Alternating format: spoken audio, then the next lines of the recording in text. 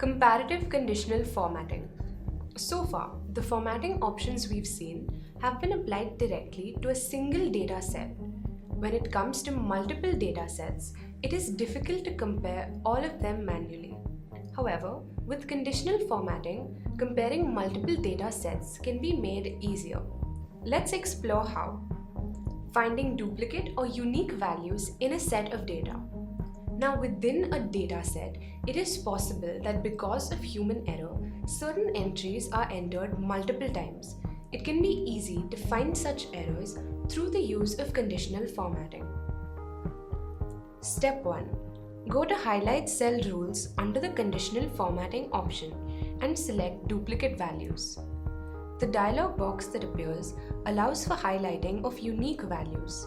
Select the option you desire and all items within the first list will be highlighted. Comparing two different data sets.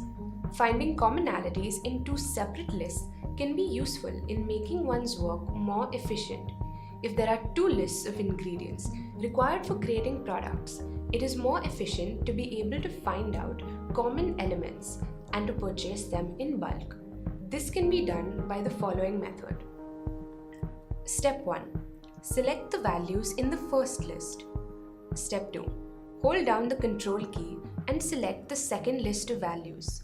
It is important that you do this instead of selecting the entire data at once. If you select the entire data at once, Excel won't draw an accurate comparison between the lists. Your data will get formatted as a whole instead. After clicking on the Duplicate Values options or the Unique Values options, you can edit the formatting as per requirements.